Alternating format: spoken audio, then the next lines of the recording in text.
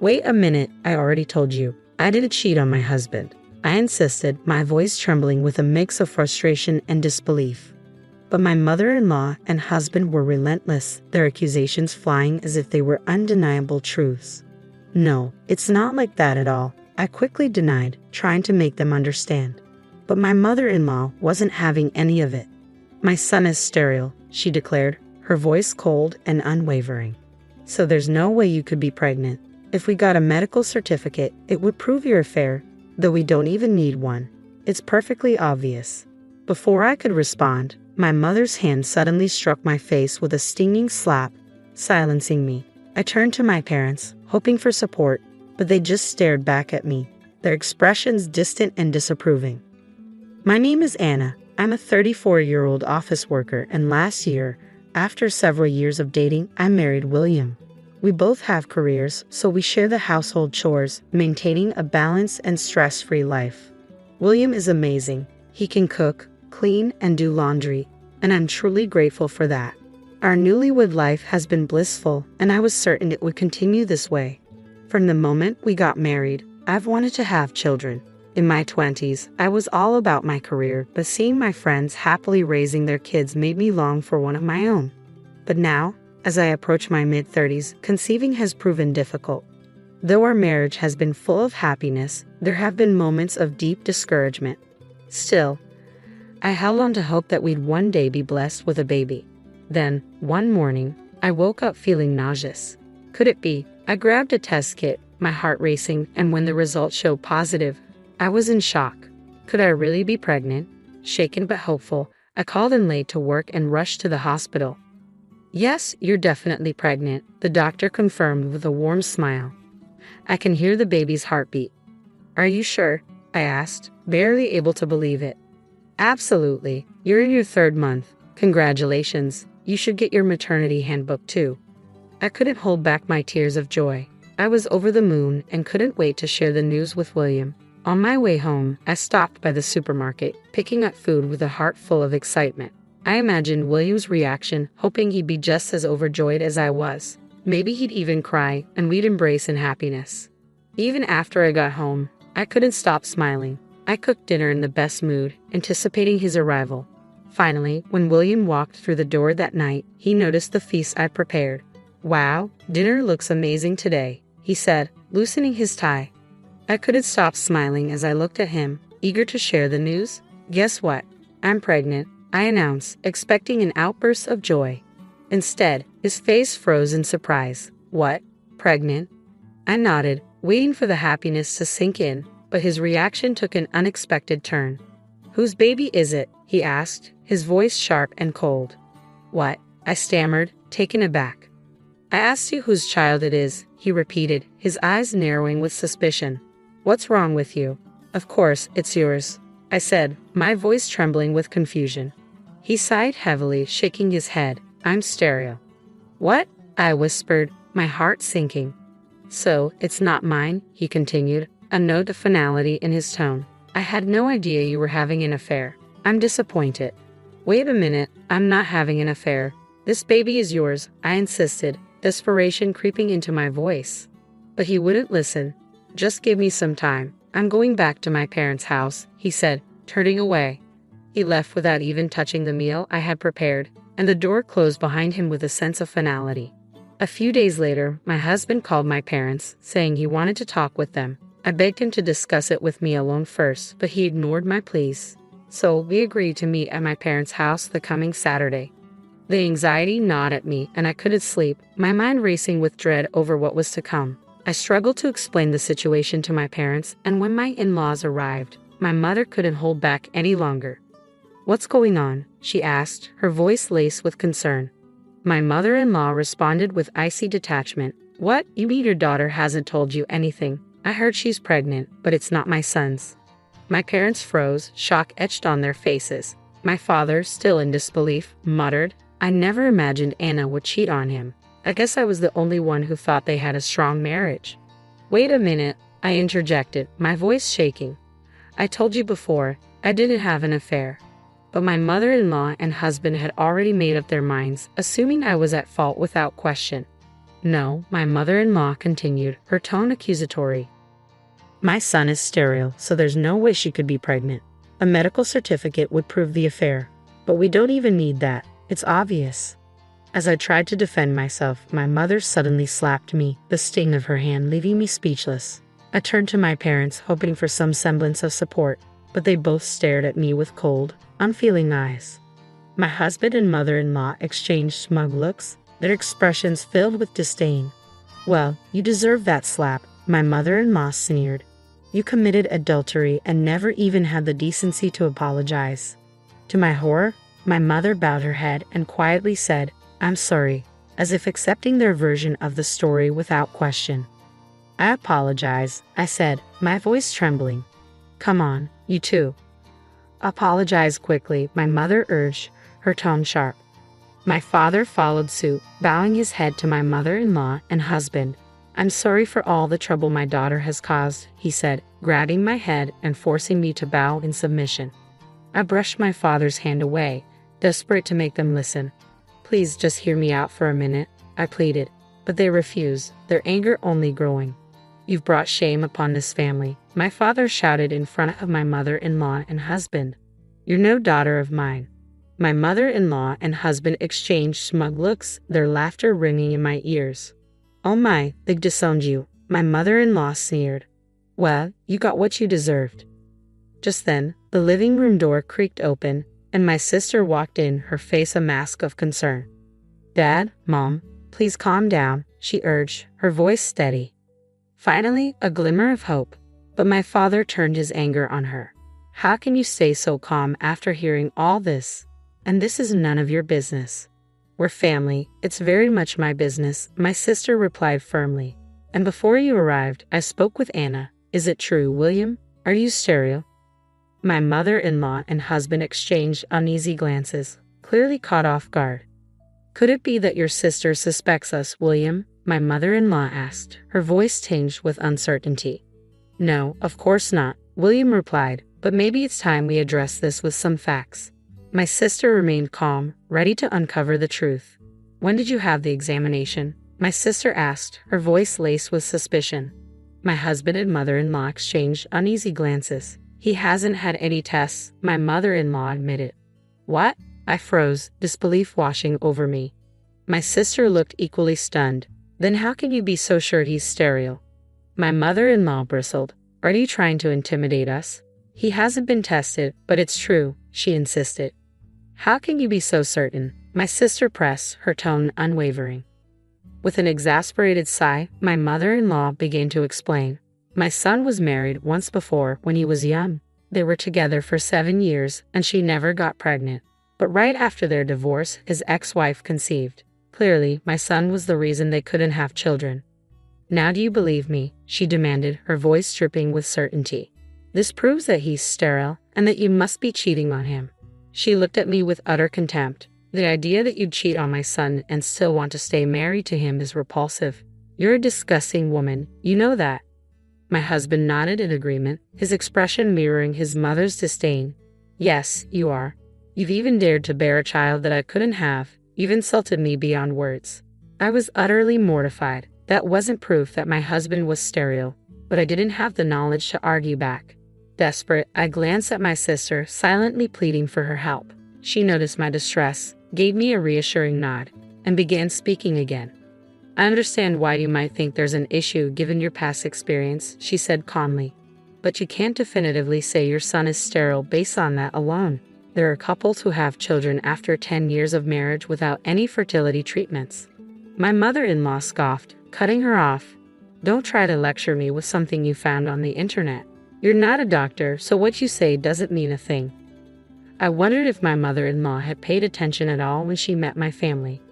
My sister is a doctor and an obstetrician, my sister replied, her voice firm. Both my mother-in-law and husband were taken aback. What? They exclaimed in unison. I was stunned, too. It was clear they hadn't really listened when my sister had introduced herself before the wedding. Still incredulous, my sister continued, I explained this to you when we met before their marriage. You're speculating about this whole situation. It seems you're blaming my sister based on nothing but assumptions. She paused, then added, if you really want to accuse her, then let's do a proper examination. Since we're family, I'll do it for a reasonable price. When my sister made her suggestion, both my husband and mother-in-law flinched, but it seemed there was no turning back now. If you insist, let's get it checked out. My husband finally agreed, and my mother-in-law reluctantly nodded in agreement. The tests were conducted, and I decided to stay at my sister's house until the results came in. I couldn't bear to see my husband or return to my parents' home. My sister did her best to cheer me up during those days, helping to keep my mind from spiraling into worry. A few weeks later, the results were ready. We gathered at my parents' house to review them together. The tests confirmed that there was nothing wrong with my husband. My mother-in-law's face turned pale, and my husband looked genuinely surprised. "Anna, I'm sorry," he said, "but I'm glad to know that there's nothing wrong with me and that I can prove the child is mine." He said it so matter-of-factly that I was left speechless. Was this the same person who had accused me so easily, who had sided with his mother based on nothing but assumptions? My mother-in-law, instead of apologizing, laughed awkwardly and said, if this was how it was going to turn out, we should have done the test earlier. She offered no apology, and it was clear she had no intention of doing so. "I guess that settles it," my husband said, sounding oddly proud of himself. I realized I couldn't stay with a man like this any longer. My husband, assuming everything was settled, said, "Let's go home together," but I couldn't bring myself to leave with him. Sensing my hesitation, my sister intervened. "I don't think she's ready to go home yet. She'll stay with me for a while," she said. He reluctantly agreed, and finally my husband and mother-in-law left my parents' house. "What a pair," my mother muttered after they left.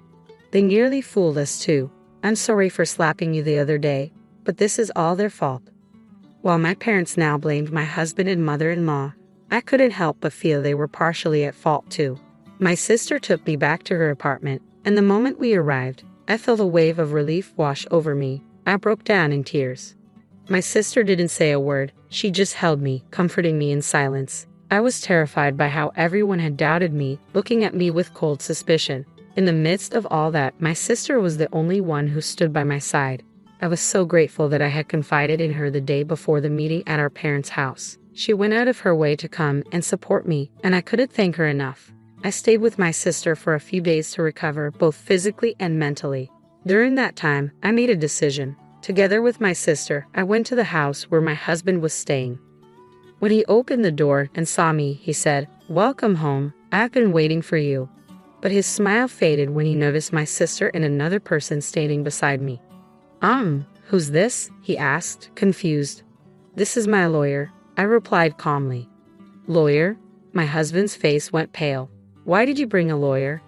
"I can't live with you anymore. I'm here to ask for a divorce." He looked shocked, panic washing over his face. "Wait, what? This is so sudden. You can't just ask for a divorce out of nowhere." "It's not sudden," I said firmly. "After everything that's happened, this is the only option." The lawyer stepped in, explaining the fact that you and your mother accused Anna without any basis as grounds for divorce, and the fact that you concealed your supposed infertility from her, knowing she wanted children, is a significant issue. I don't think my husband expected this outcome at all. He nodded, but he seemed to be in shock. With him standing aside, I packed up my belongings and returned to my sister's house. After that, all communication with my husband was handled through my lawyer.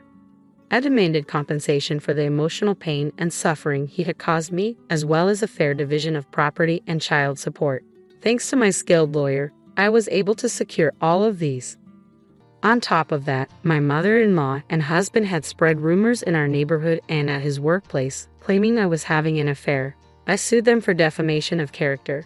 Not only did I receive additional compensation, but they were also forced to retract their statements and apologize to everyone they had misled.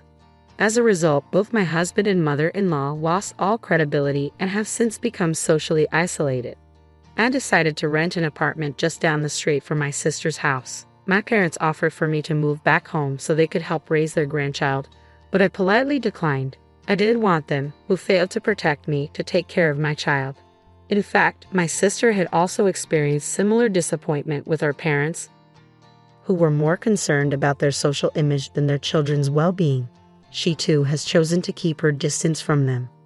While I am grateful to my parents for supporting my education, I can't overlook how they failed me in this situation. I'll maintain a minimal relationship with them out of respect, but I'm deeply disappointed.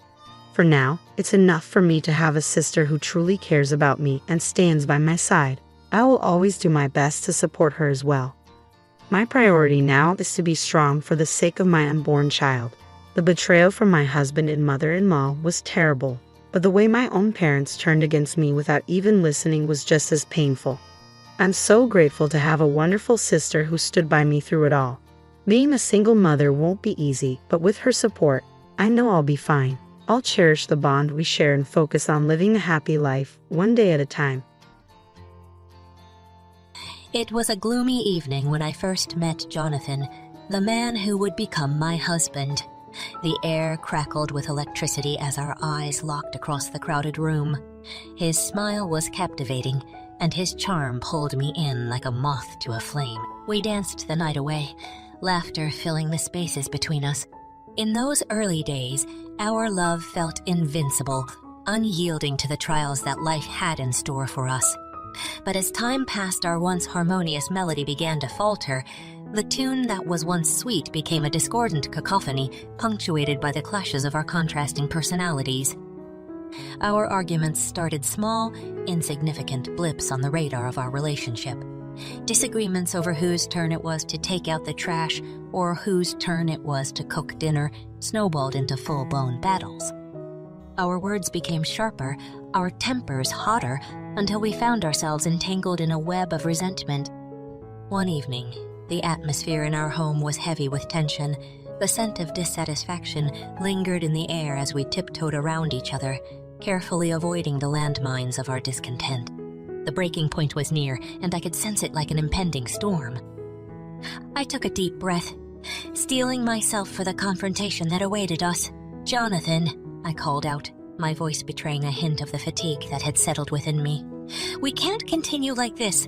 The constant fighting is tearing us apart." He turned to face me, his brows furrowed in frustration. "Oh, don't be so dramatic," he retorted, his tone dripping with condescension. "Every couple fights. It's normal." "But it's not just about the fights," I pleaded, my voice cracking. "It's the way we fight, the words we hurl at each other. It's toxic, Jonathan. We're toxic to each other." He scoffed, dismissing my concerns with a wave of his hand. "You're overreacting, as always. This is just a rough patch. We'll get through it." Tears welled up in my eyes as the weight of his indifference crushed my spirit. "I don't want to get through it anymore," I confessed, my voice barely above a whisper. "I want to be happy, and I don't think we can find that happiness together." A heavy silence hung between us, pregnant with the weight of our broken love. In that moment, I realized that the foundation of our relationship had crumbled beneath our feet.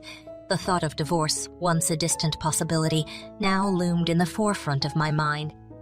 Jonathan's eyes darted around the room, searching for words that could mend what was irreparably broken. But in that fragile silence, we both knew that the battles had taken their toll. Our love had become a fractured masterpiece, a shattered mirror reflecting our shattered hearts. And so, with a heavy heart and a resolve tinged with sadness, I made a decision. It was time to find solace, seek guidance, and take the first steps toward a life where love was not synonymous with pain. Months turned into years, and the battles between us grew more frequent and intense. The cracks in our relationship deepened, widening the chasm that separated us. Each argument became a battleground where our love was the casualty. It was on one such evening, as storm clouds gathered both outside and within, that I turned to the virtual realm of Reddit. The anonymous corners of the internet became my confidant, a space where I could pour out my frustrations and seek solace in the experiences of others. With trembling fingers, I typed out my woes in a subreddit dedicated to relationships. The words spilled onto the screen, a desperate plea for guidance from those who had traversed the treacherous terrain of a faltering marriage. The responses flooded in, a mix of empathy, advice, and cautionary tales. I soaked them in, their virtual embrace offering me a semblance of understanding that seemed elusive in my own home. Days turned into nights as I delved deeper into the virtual sanctuary of Reddit. I found myself returning to the same subreddit, reading stories of couples who'd survived the storm and those who had chosen to go their separate ways. Each tale resonated within me, serving as both a warning and a beacon of hope. One evening, as the sun cast its golden hues across our living room, I mustered the courage to broach the topic of our unraveling relationship once more. Jonathan reclined on the couch, engrossed in his phone, oblivious to the growing turmoil within me. "Jonathan," I started tentatively, my voice quivering. "We need to talk. This can't go on like this. We can't keep hurting each other."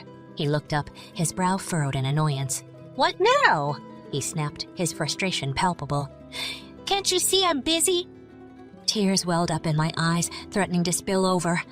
"I'm sorry if I'm interrupting your precious screen time," I retorted, my voice laced with bitterness. "But this is important.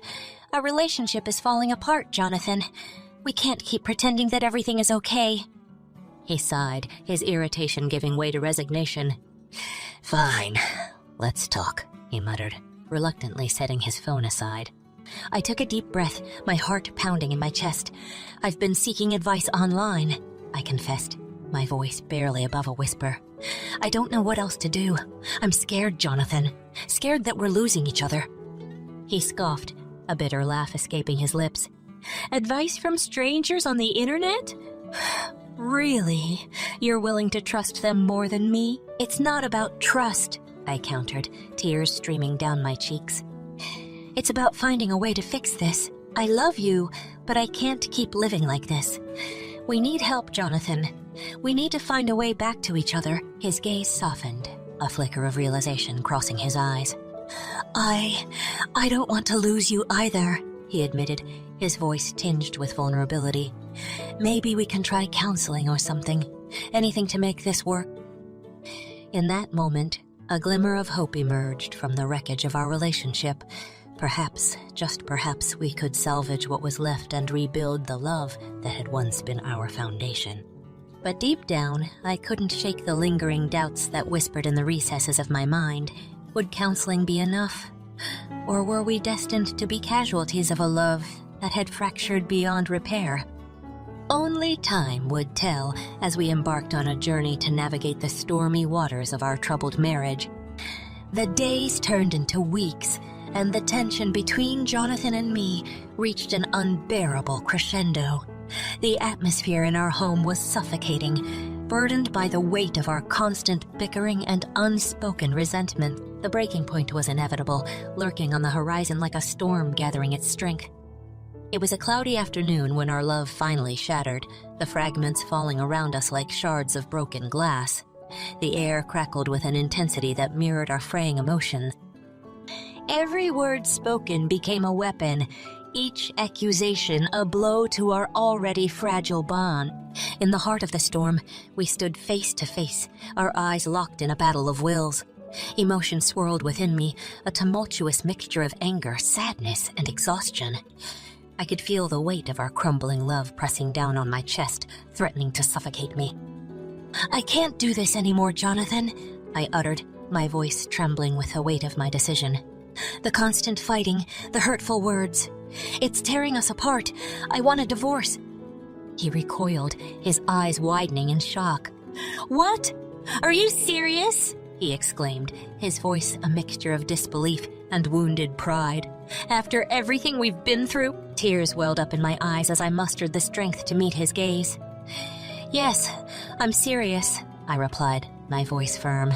"I can't live like this. We deserve better than this toxic cycle." Jonathan's face contorted with anger, his fists clenched tightly at his sides. "You think you're so perfect, don't you?" he spat, his words dripping with venom. "You always find a reason to blame me for everything." A surge of frustration coursed through my veins, fueled by years of pent-up resentment.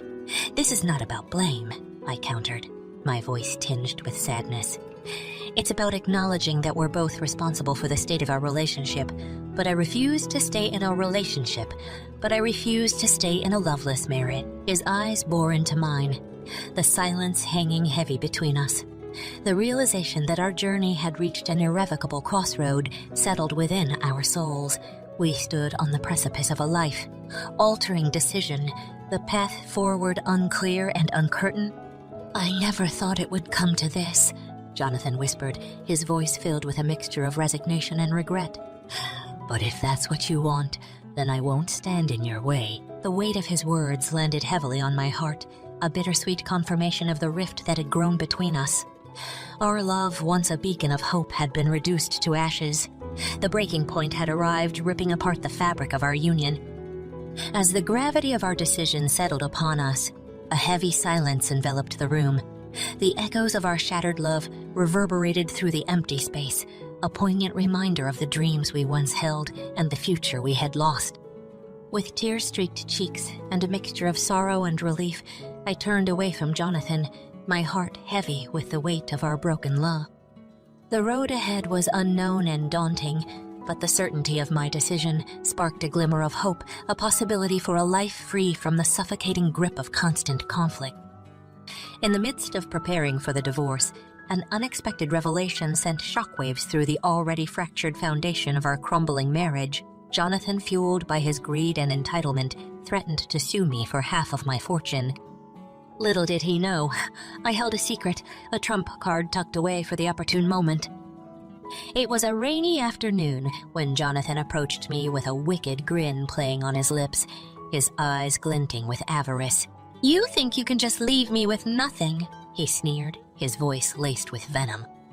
"I'll take what's rightfully mine, even if it means fighting you in court." My heart raced, a mixture of fear and determination coursing through my veins. I had prepared for this moment, quietly and meticulously safeguarding my wealth in a way Jonathan could never fathom. The entirety of my fortune lay hidden, cleverly registered under my mother's name. I met his gaze, my expression a mask of calm resolve. "If you want to play this game, Jonathan," I retorted, my voice steady, "then let's see how it unfolds. But know this, you won't find what you're looking for." Confusion flickered across his face, his arrogance momentarily shaken. "What are you talking about?" he demanded, his voice tinged with uncertainty. I allowed myself a small, knowing smile. "You see, my dear husband," I revealed, "my entire fortune, the one you covet so desperately, is in my mother's name. You never bothered to dig that deep, did you?" His eyes widened, a mix of shock and anger contorting his features. "You're lying!" he spat, desperation seeping into his voice. "You're just trying to manipulate me." I shook my head, my smile growing wider. "I assure you I'm not. My mother, bless her soul, agreed to hold my wealth in her name, a precaution against situations like these. You were blinded by your greed, Jonathan. You never saw it coming." Jonathan's face paled, his bravado crumbling before my eyes. The realization of his impending defeat settled upon him like a suffocating cloak. The tables had turned, and I held the upper hand in this high-stakes game of revenge. As the truth hung heavy in the air, an unsettling silence settled between us. The magnitude of my revelation sunk in, leaving Jonathan to grapple with the repercussions of his own actions. The courtroom battle that lay ahead would be a test of his resolve, a battle he was ill-prepared to fight. With newfound determination, I made a vow to myself. I would expose Jonathan's insatiable greed, his true motives laid bare for the world to see. The court would become the battleground where my revenge would unfold, and I would not rest until his aspirations of claiming my fortune were shattered. The storm of emotions swirled within me. Vindication, empowerment, and a touch of sadness. I had transformed from a victim of his manipulations into a formidable opponent, ready to unveil the hidden truths and claim justice for the pain he had inflicted. As the rain continued to pour outside, mirroring the tumult within our lives, I knew that the path ahead would be treacherous, but armed with the revelation of my hidden wealth, I was prepared to face the storm and make Jonathan pay for underestimating the strength of a woman scorned. As the divorce proceedings loomed before us, the allure of revenge tugged at the frayed edges of my being. Jonathan's betrayal, his attempt to claim my fortune, had fueled a fire within me that burned with a newfound determination. Revenge beckoned, and I was ready to answer its call. The courtroom buzzed with anticipation as the day of reckoning arrived. A sense of nervous energy pulsed through my veins, mingling with the icy resolve that had settled within me. I took my seat, my gaze fixed firmly on the entrance, awaiting Jonathan's arrival. He entered, his face a mask of false confidence, but I could see the flicker of uncertainty dancing in his eyes. His voice carried a hint of arrogance as he addressed the court, proclaiming his entitlement to my wealth. Little did he know, the tables had turned, and his undoing awaited him. The proceedings began, the air thick with tension and the weight of our shattered love. Lawyers presented their arguments, painting a picture of our tumultuous marriage, the battles we'd had fought, and the irreconcilable differences that had brought us to this point. As the time for my defense approached, a surge of adrenaline coursed through me. I rose from my seat, a vision of strength and resilience, and stepped forward to address the court. The room fell silent, all eyes upon me. "Your Honor," I began, my voice steady and unwavering, "I stand before you not just as a woman seeking justice, but as someone who has been deceived and manipulated. My husband claims entitlement to my fortune, unaware of the truth that lies in the shadows." Jonathan's eyes darted nervously, sensing the shift in the atmosphere. He tried to interject, but the judge silenced him with a stern glance. I continued, my voice growing in strength. "You see, Your Honor, the entirety of my wealth, the very wealth my husband seeks to claim, is not in my name. It resides in the name of my late mother, hidden from the grasp of greed and deceit." Gasps rippled through the courtroom, whispers of disbelief filling the air. The truth hung heavy, Jonathan's face etched with a mix of shock and desperation. The judge raised an eyebrow, his gaze shifting between Jonathan and me. "Is this true?" he inquired, his tone laced with skepticism. I nodded, my gaze unwavering. "Absolutely, Your Honor. I can provide the necessary documentation to prove the ownership of the assets.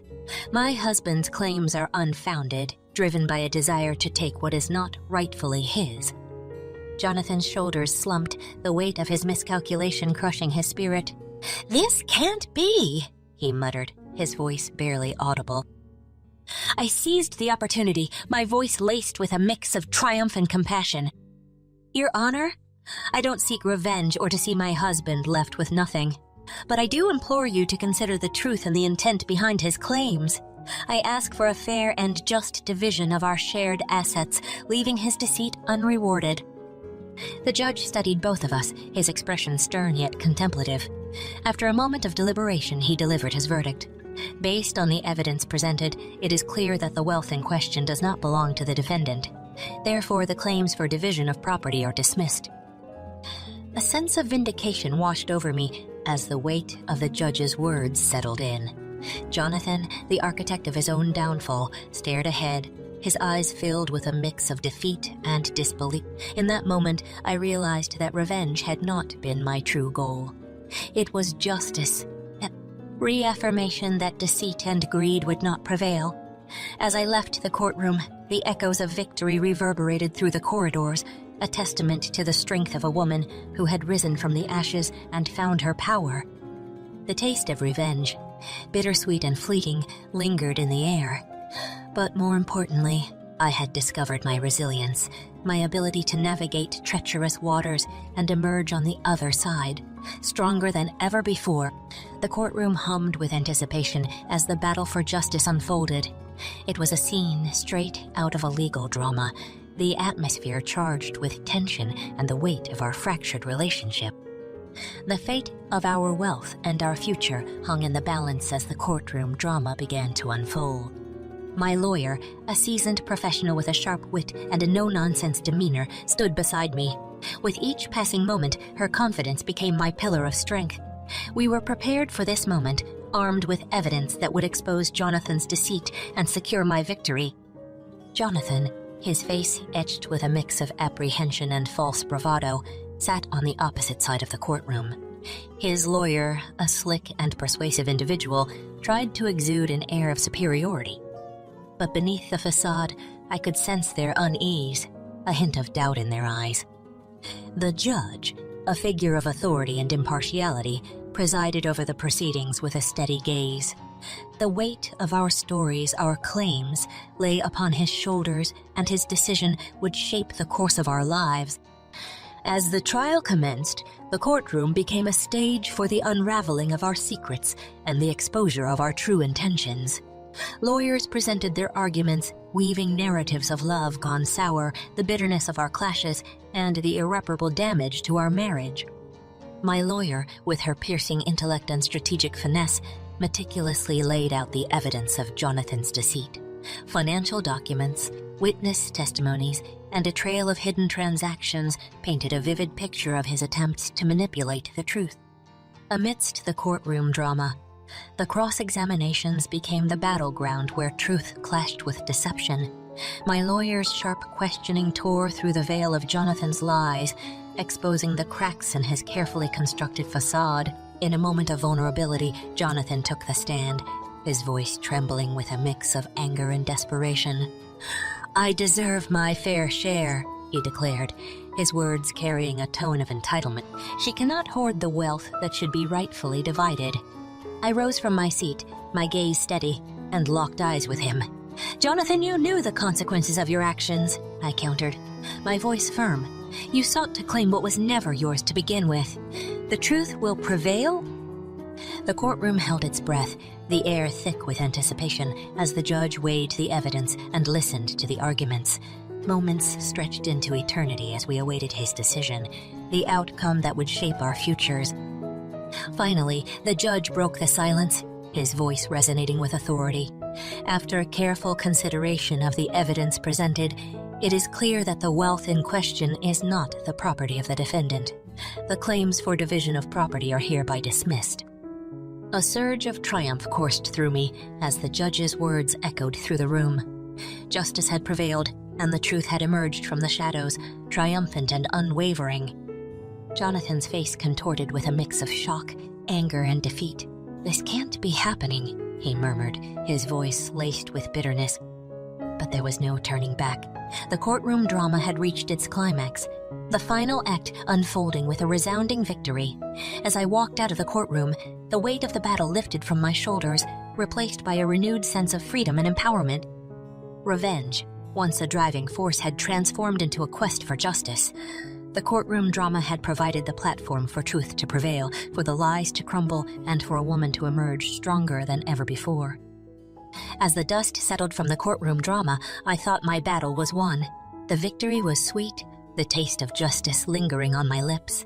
But little did I know that fate had one final twist in store for me, a revelation that would test the limits of my resilience. Weeks had passed since the verdict, and life began to settle into a semblance of normalcy. The scars of the past were healing, and the future beckoned with promise. I believed I had left Jonathan behind, a mere ghost of my past. One evening, as I sat in the comfort of my study, enveloped by the soft glow of lamplight, a letter arrived.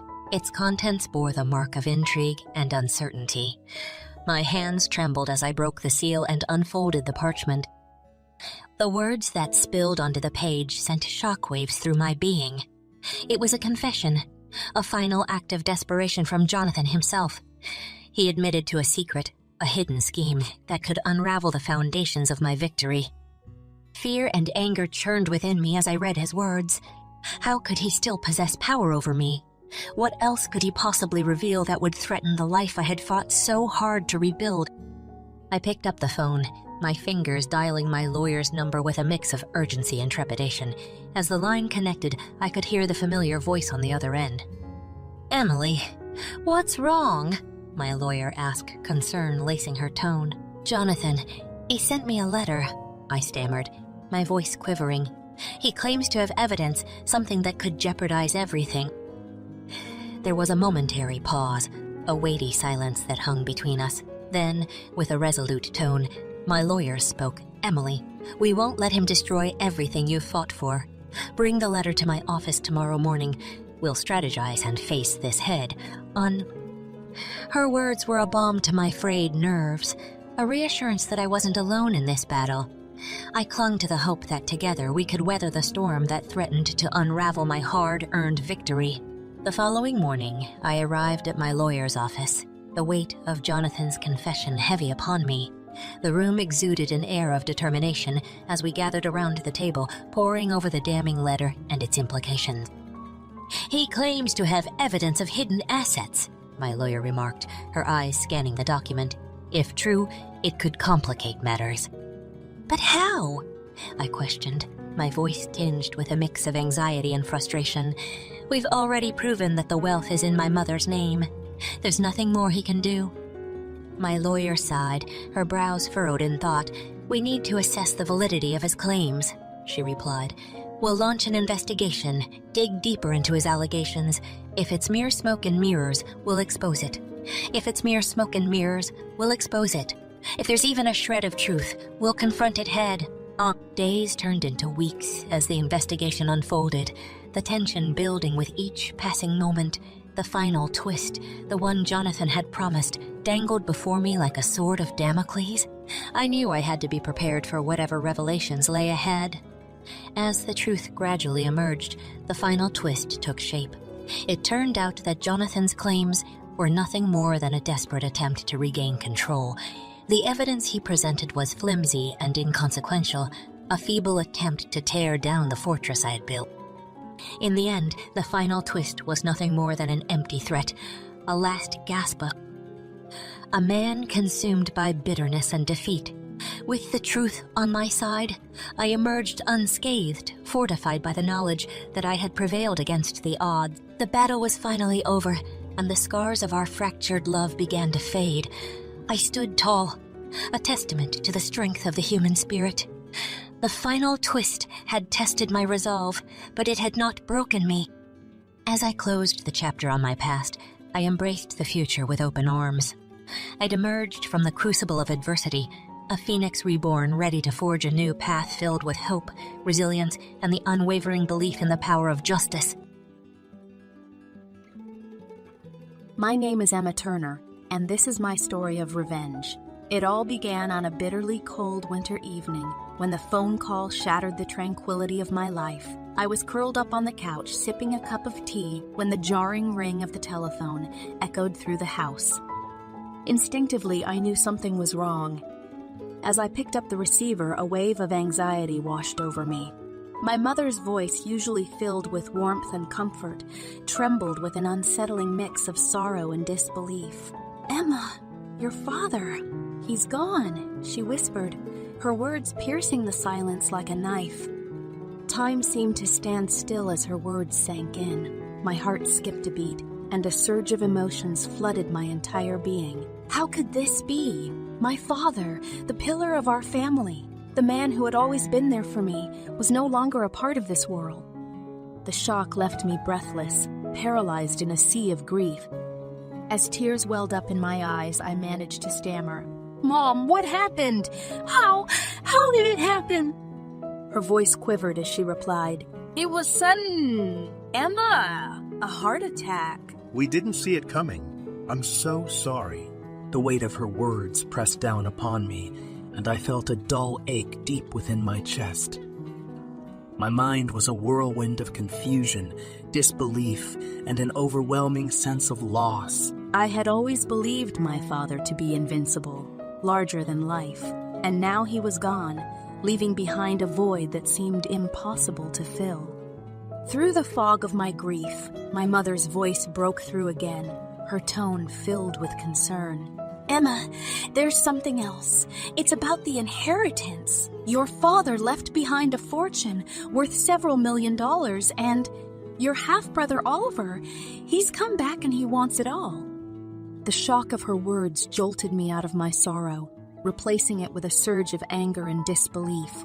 Oliver, my estranged half-brother, the one who had abandoned our family years ago, suddenly reappeared to stake a claim on my father's wealth.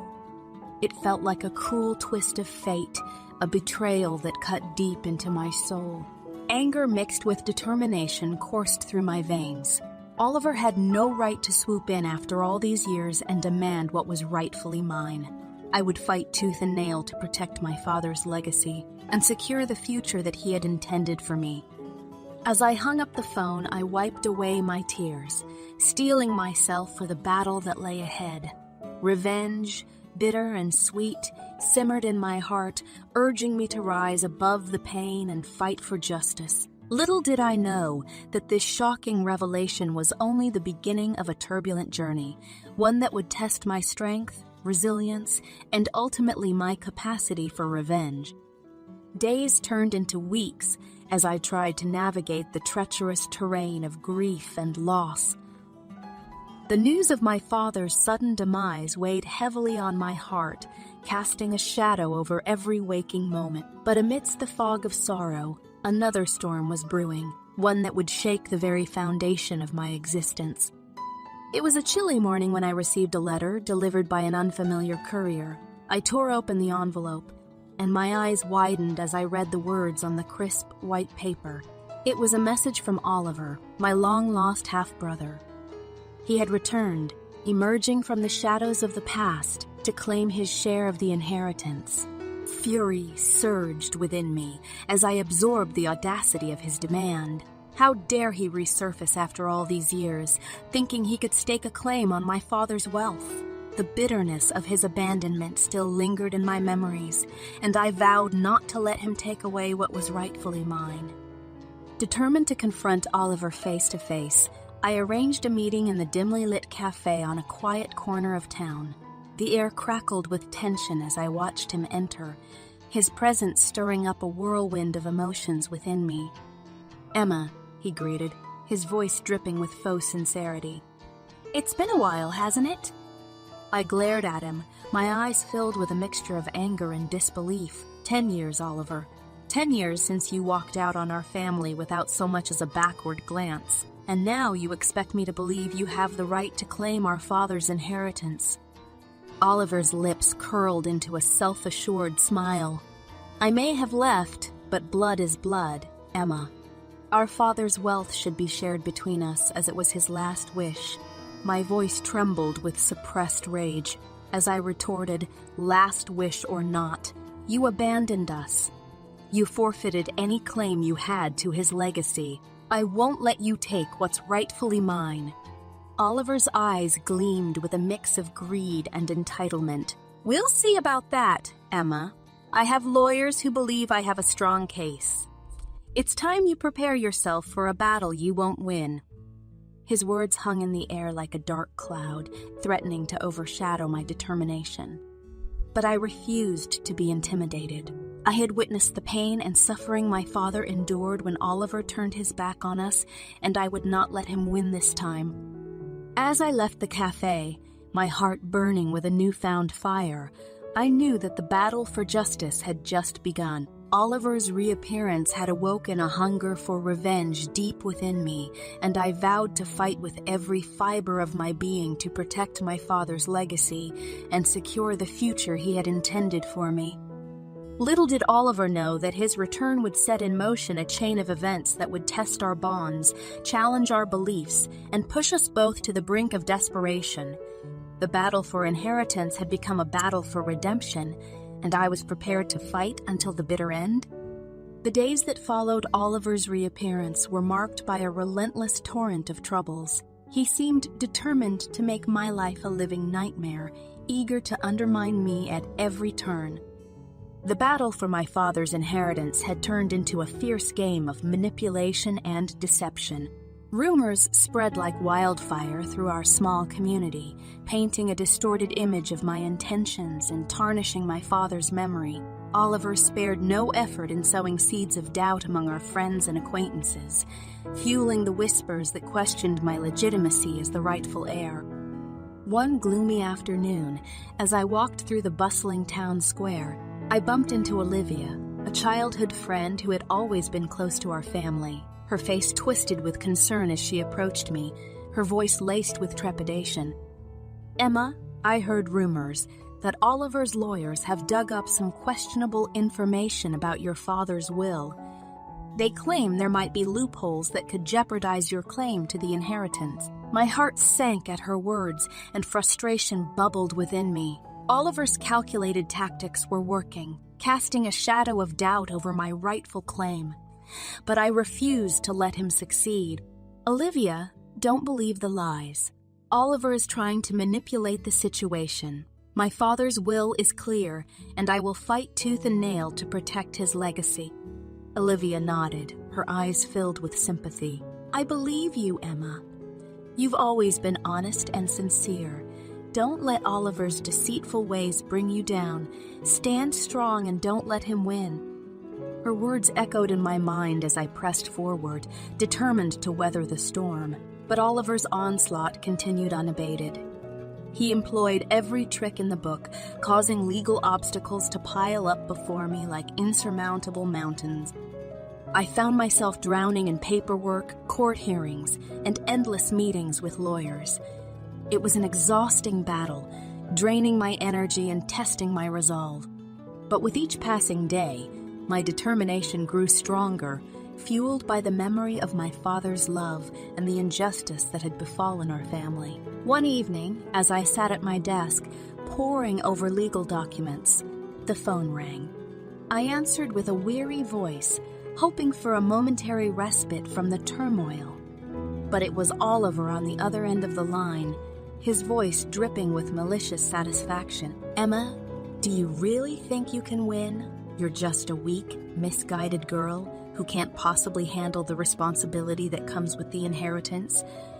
Give up now, and I might consider sparing you further humiliation." Anger surged within me, a fiery rage that burned away any trace of doubt. "You underestimate me, Oliver. I won't be intimidated by your empty threats. I know what my father wanted, and I will fight to the bitter end to honor his memory."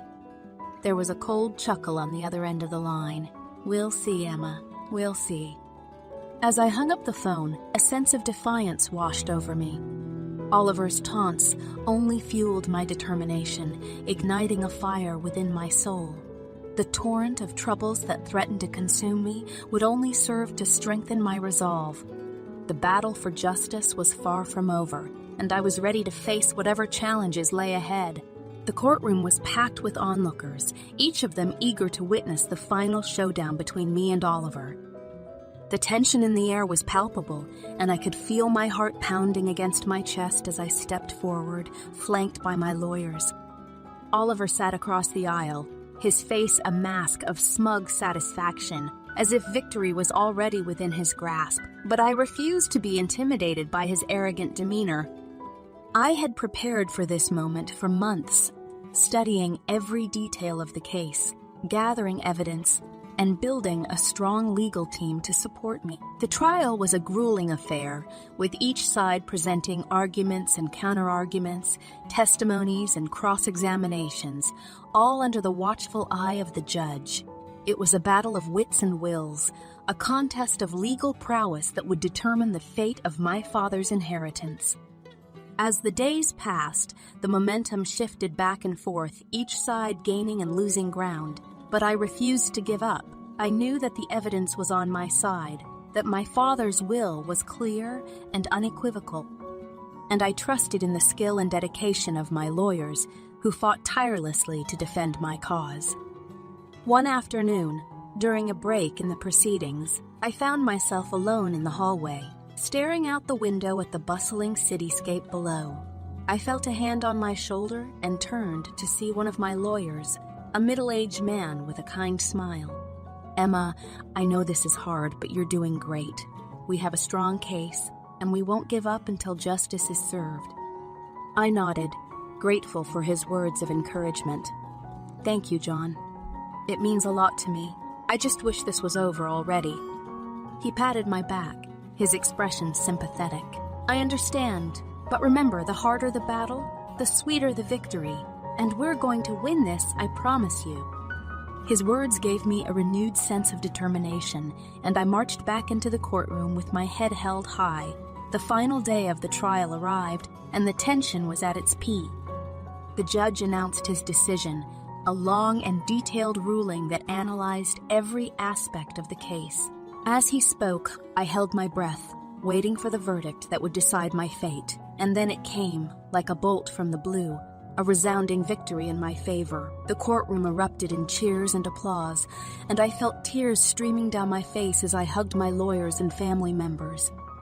Oliver sat there, his face pale and defeated, as he realized that his machinations had come to naught. And in that moment, I knew that justice had prevailed, that my father's memory had been honored, and that I had emerged victorious from the torrent of troubles that had threatened to consume me. Victory in the courtroom should have brought me solace and closure, but instead, it only intensified the whirlwind of emotions swirling within me. Doubt crept into my mind, whispering insidious questions about the true cost of my revenge. Had I truly achieved justice, or had I merely become a pawn in a game of power and greed? As I sat in the solitude of my father's study, surrounded by memories and unanswered questions, a sense of desolation washed over me. The weight of the inheritance, once a symbol of security and opportunity, now felt like a burden. The millions I had fought so hard to claim seemed hollow and devoid of meaning. My mother entered the room, her eyes filled with concern. "Emma, I see the turmoil in your eyes. The battle might be over, but the wounds run deep. Revenge can be a double-edged sword. Take a moment to reflect on what truly matters to you." Her words pierced through the fog of my thoughts, stirring a mix of gratitude and guilt within me. I reached out and held her hand, finding solace in her presence. "Mom, I thought this victory would bring me closure, but instead I'm left questioning everything. I wanted revenge, but now I'm not sure if it was worth it." She squeezed my hand gently, her voice filled with compassion. "It's natural to feel this way, my dear. Revenge can consume us, blind us to the consequences of our actions. But remember, the journey doesn't end with revenge. It's what we do after that defines us." Her words resonated within me, urging me to confront the doubts and find a path towards healing. I knew I needed to reconcile my actions and rediscover the true purpose behind my fight. Days turned into weeks, and I immersed myself in self-reflection, seeking guidance in the pages of my father's journals and the echoes of his wisdom.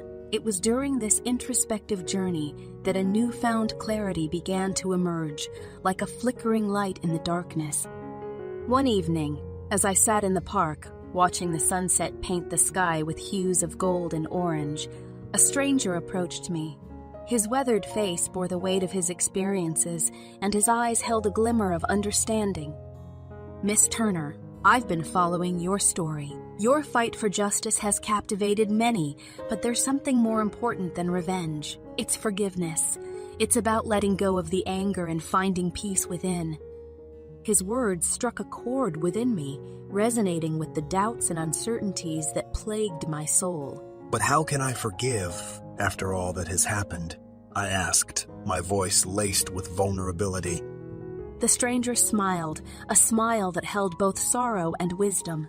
"Forgiveness isn't about forgetting or condoning the actions of others. It's about freeing yourself from the chains of anger and resentment.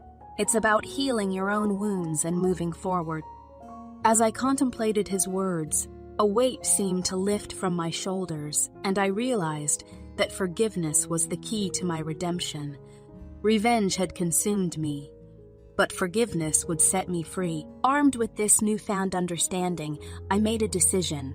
I would use my inheritance not only for my own benefit, but also to make a positive impact in the world, to honor my father's memory and bring about the change he had always believed in. The doubts and desperation that had plagued me were slowly replaced by a renewed sense of purpose and hope. The journey for revenge had transformed into a journey of self-discovery and healing, and I was ready to embrace it with an open heart.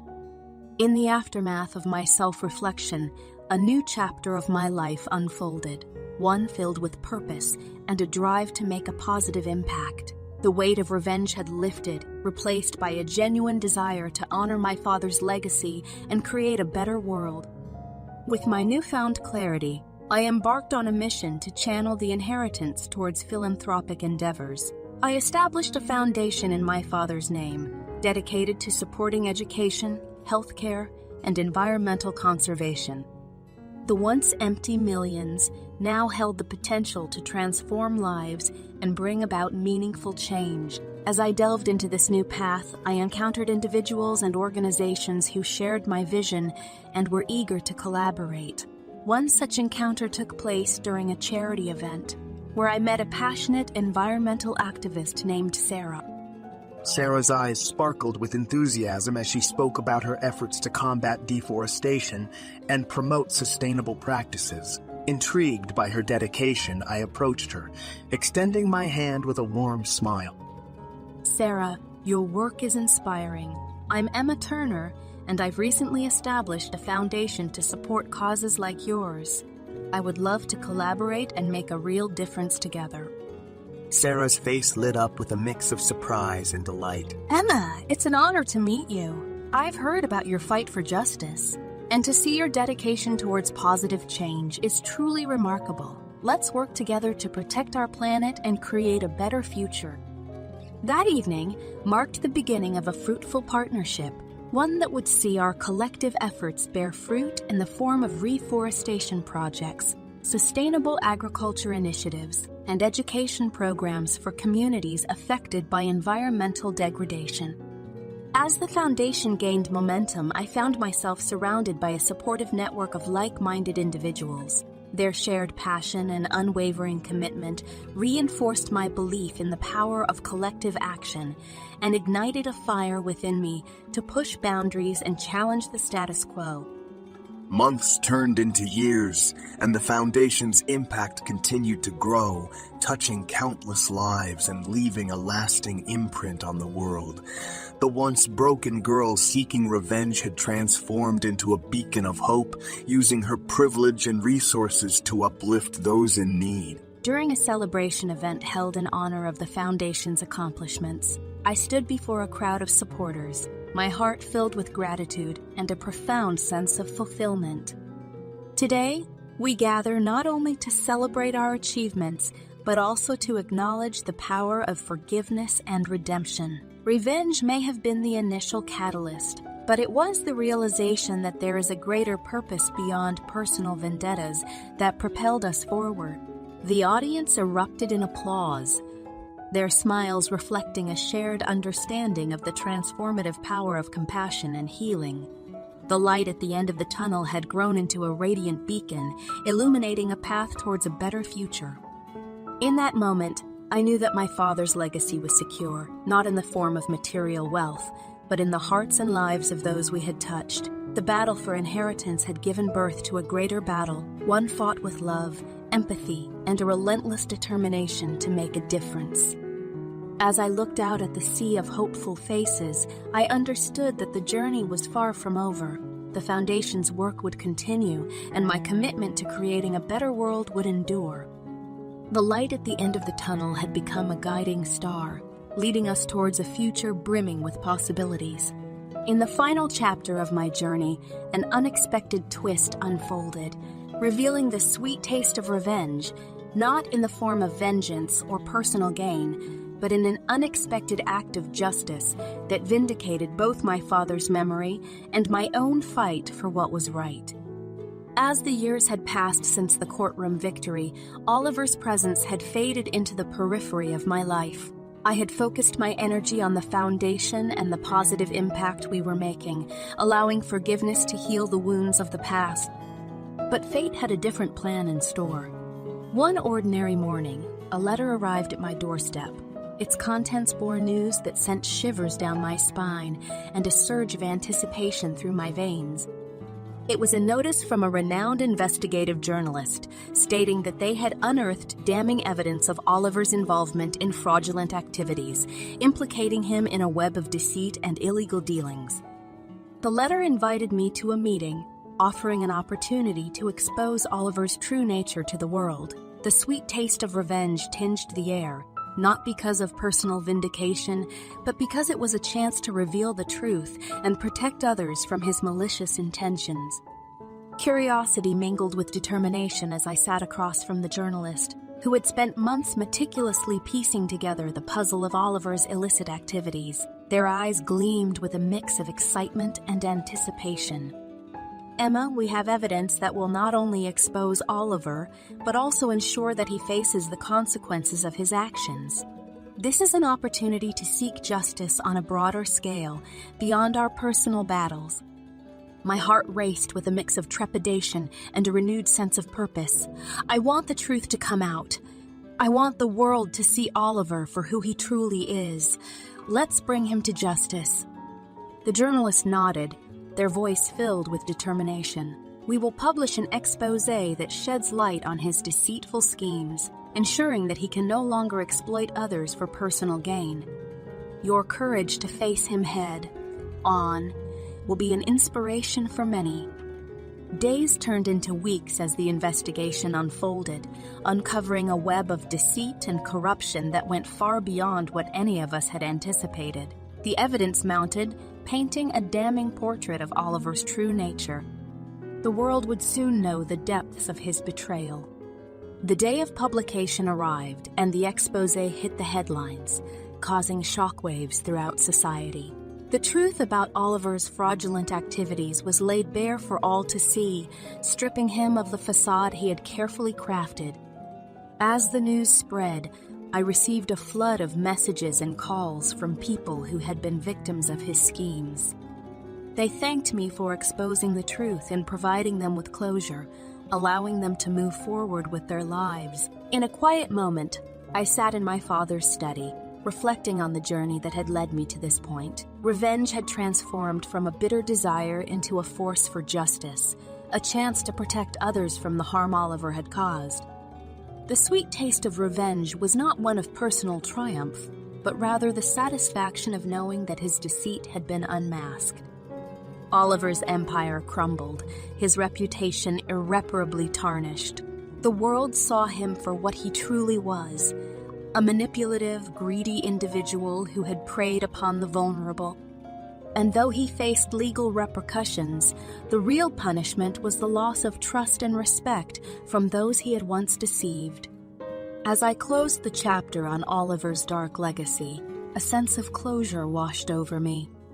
The battles had been fought, justice had been served, and I had emerged stronger and wiser. Revenge had transformed into a pursuit of truth, leaving a legacy of transparency and a commitment to fighting against injustice.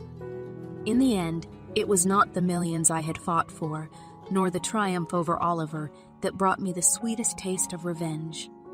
It was the knowledge that through my journey, I had forged a path of justice, compassion, and redemption, leaving a mark on the world that would endure long after the bitter memories of the past had faded away.